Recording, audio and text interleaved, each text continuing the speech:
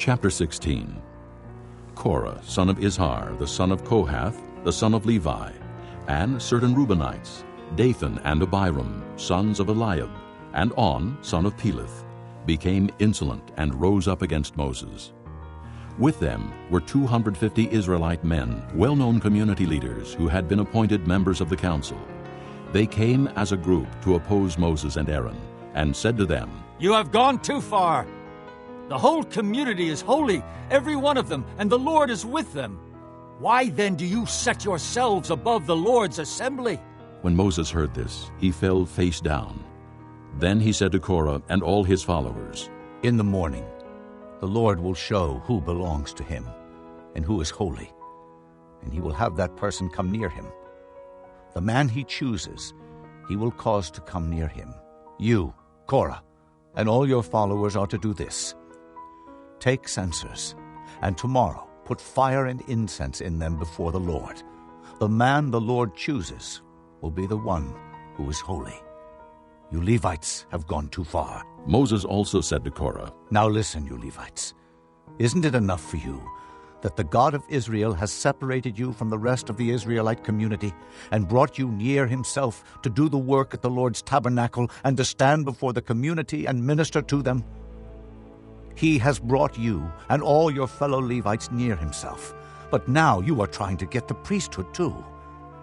It is against the Lord that you and all your followers have banded together. Who is Aaron that you should grumble against him?" Then Moses summoned Dathan and Abiram, the sons of Eliab. But they said, "We will not come. Isn't it enough that you have brought us up out of a land flowing with milk and honey to kill us in the desert? And now you also want to lord it over us? Moreover, you haven't brought us into a land flowing with milk and honey or given us an inheritance of fields and vineyards. Will you gouge out the eyes of these men? No, we will not come." Then Moses became very angry and said to the Lord, "Do not accept their offering. I have not taken so much as a donkey from them, nor have I wronged any of them." Moses said to Korah, "You and all your followers are to appear before the Lord tomorrow, you and they and Aaron. Each man is to take his censer and put incense in it, 250 censers in all, and present it before the Lord. You and Aaron are to present your censers also." So each man took his censer, put fire and incense in it, and stood with Moses and Aaron at the entrance to the tent of meeting. When Korah had gathered all his followers in opposition to them at the entrance to the tent of meeting, the glory of the Lord appeared to the entire assembly. The Lord said to Moses and Aaron, "Separate yourselves from this assembly, so I can put an end to them at once." But Moses and Aaron fell face down and cried out, "O God, God of the spirits of all mankind, will you be angry with the entire assembly when only one man sins?" Then the Lord said to Moses, "Say to the assembly, move away from the tents of Korah, Dathan, and Abiram." Moses got up and went to Dathan and Abiram, and the elders of Israel followed him. He warned the assembly, "Move back from the tents of these wicked men. Do not touch anything belonging to them, or you will be swept away because of all their sins." So they moved away from the tents of Korah, Dathan, and Abiram. Dathan and Abiram had come out and were standing with their wives, children, and little ones at the entrances to their tents. Then Moses said, "This is how you will know that the Lord has sent me to do all these things, and that it was not my idea. If these men die a natural death and experience only what usually happens to man, then the Lord has not sent me. But if the Lord brings about something totally new, and the earth opens its mouth and swallows them with everything that belongs to them, and they go down alive into the grave, then you will know that these men have treated the Lord with contempt." As soon as he finished saying all this, the ground under them split apart, and the earth opened its mouth and swallowed them with their households and all Korah's men and all their possessions. They went down alive into the grave with everything they owned. The earth closed over them, and they perished and were gone from the community. At their cries, all the Israelites around them fled, shouting, "The earth is going to swallow us too!" And fire came out from the Lord and consumed the 250 men who were offering the incense. the Lord said to Moses, Tell Eleazar, son of Aaron the priest, to take the censers out of the smoldering remains and scatter the coals some distance away, for the censers are holy, the censers of the men who sinned at the cost of their lives. Hammer the censers into sheets to overlay the altar, for they were presented before the Lord and have become holy. Let them be a sign to the Israelites. So Eleazar the priest collected the bronze censers brought by those who had been burned up, and he had them hammered out to overlay the altar, as the Lord directed him through Moses. This was to remind the Israelites that no one except a descendant of Aaron should come to burn incense before the Lord, or he would become like Korah and his followers. The next day the whole Israelite community grumbled against Moses and Aaron. You have killed the Lord's people, they said. But when the assembly gathered in opposition to Moses and Aaron and turned toward the tent of meeting, suddenly the cloud covered it, and the glory of the Lord appeared. Then Moses and Aaron went to the front of the tent of meeting, and the Lord said to Moses, Get away from this assembly, so I can put an end to them at once. And they fell face down. Then Moses said to Aaron, Take your censer and put incense in it, along with fire from the altar, and hurry to the assembly to make atonement for them. Wrath has come out from the Lord. The plague has started.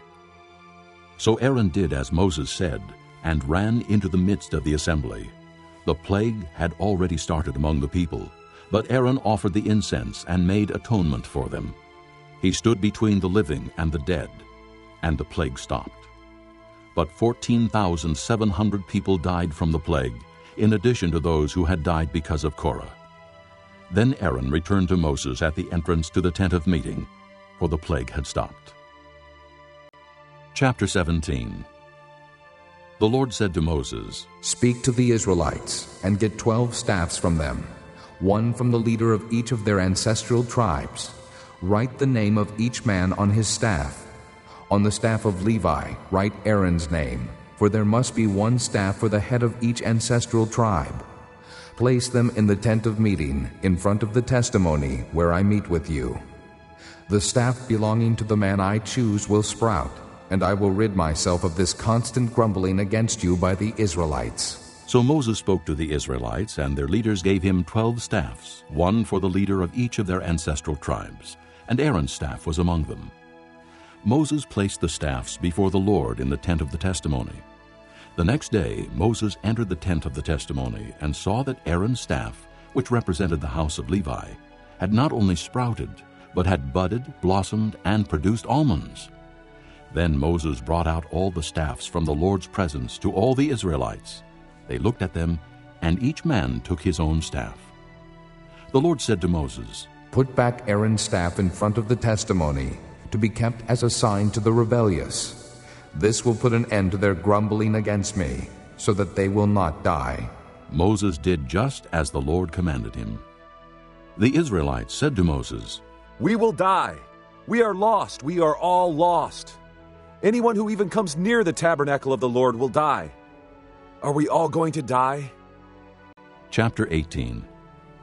The Lord said to Aaron, You, your sons, and your father's family are to bear the responsibility for offenses against the sanctuary, and you and your sons alone are to bear the responsibility for offenses against the priesthood. Bring your fellow Levites from your ancestral tribe to join you, and assist you when you and your sons minister before the tent of the testimony. They are to be responsible to you, and are to perform all the duties of the tent. But they must not go near the furnishings of the sanctuary or the altar, or both they and you will die. They are to join you and be responsible for the care of the tent of meeting, all the work at the tent, and no one else may come near where you are. You are to be responsible for the care of the sanctuary and the altar, so that wrath will not fall on the Israelites again. I myself have selected your fellow Levites from among the Israelites as a gift to you, dedicated to the Lord to do the work at the tent of meeting. But only you and your sons may serve as priests in connection with everything at the altar and inside the curtain. I am giving you the service of the priesthood as a gift. Anyone else who comes near the sanctuary must be put to death. Then the Lord said to Aaron, I myself have put you in charge of the offerings presented to me. All the holy offerings the Israelites give me, I give to you and your sons, as your portion and regular share.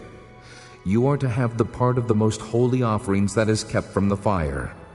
From all the gifts they bring me as most holy offerings, whether grain or sin or guilt offerings, that part belongs to you and your sons. Eat it as something most holy. Every male shall eat it. You must regard it as holy.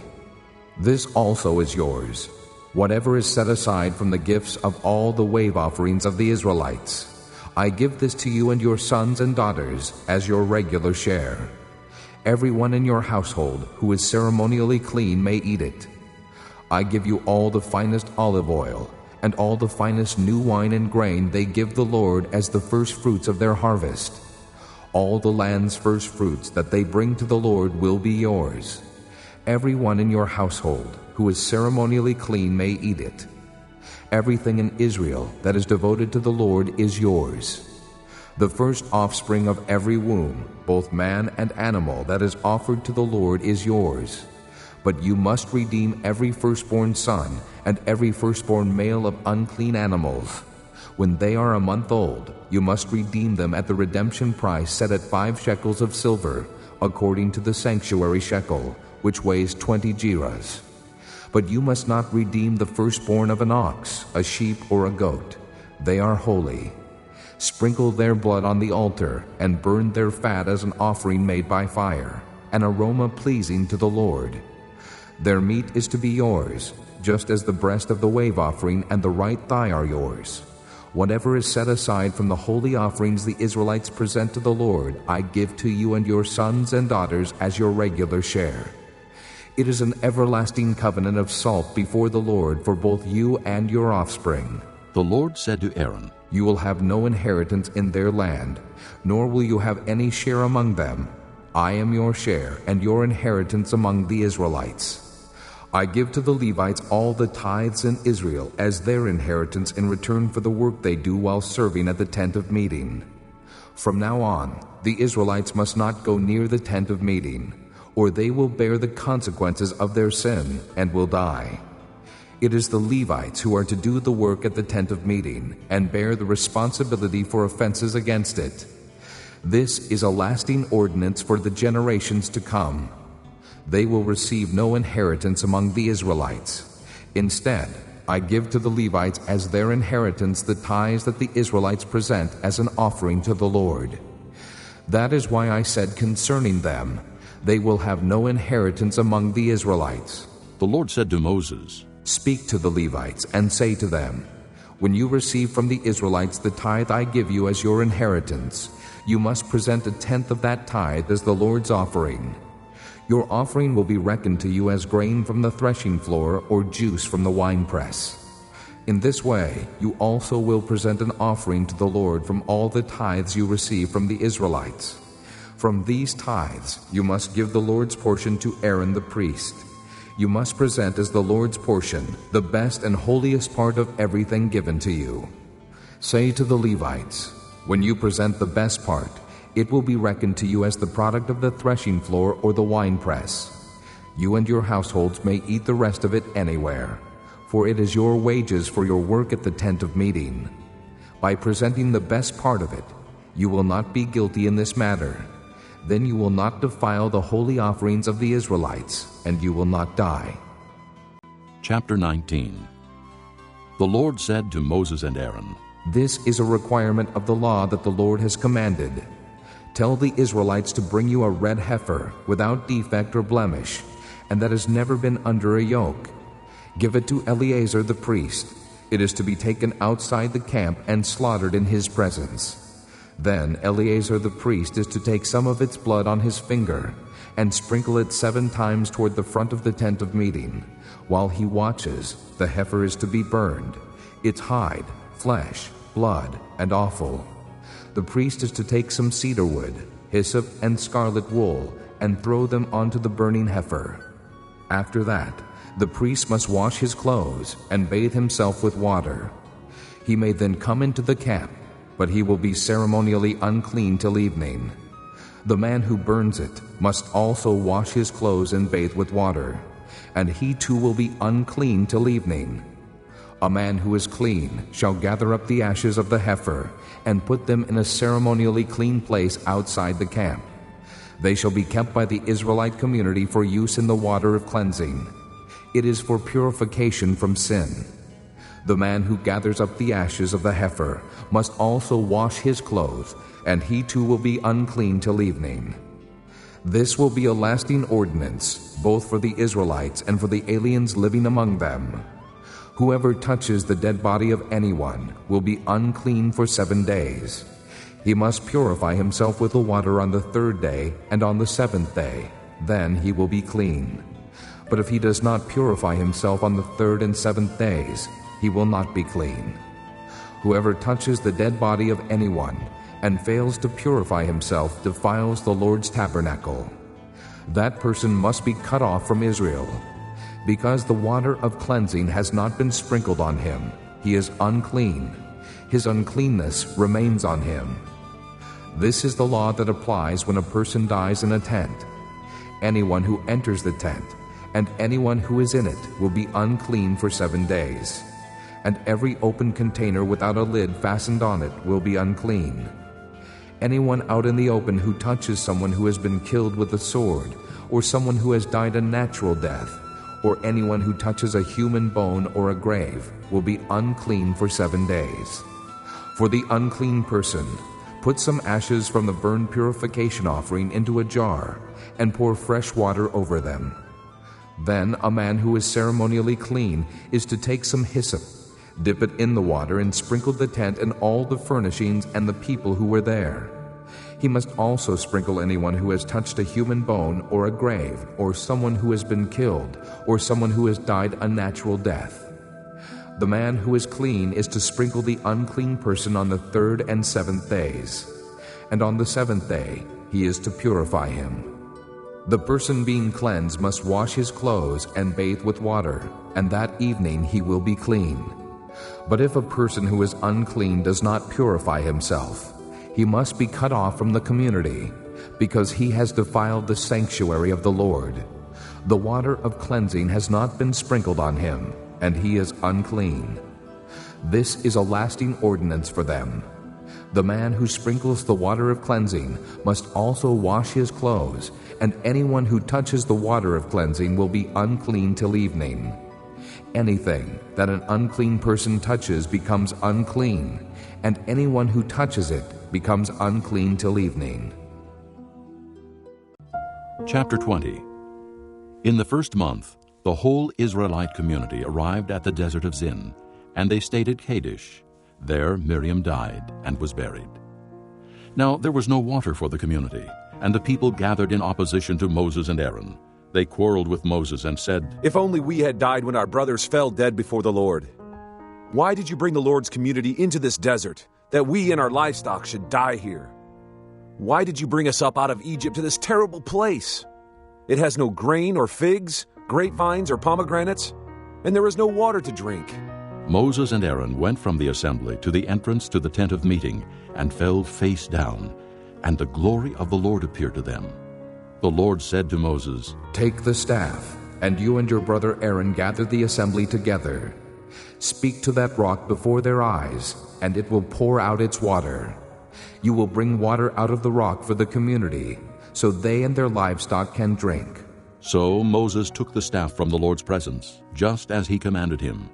He and Aaron gathered the assembly together in front of the rock, and Moses said to them, Listen, you rebels. Must we bring you water out of this rock? Then Moses raised his arm and struck the rock twice with his staff. Water gushed out, and the community and their livestock drank. But the Lord said to Moses and Aaron, Because you did not trust in me enough to honor me as holy in the sight of the Israelites, you will not bring this community into the land I give them. These were the waters of Meribah, where the Israelites quarreled with the Lord, and where he showed himself holy among them.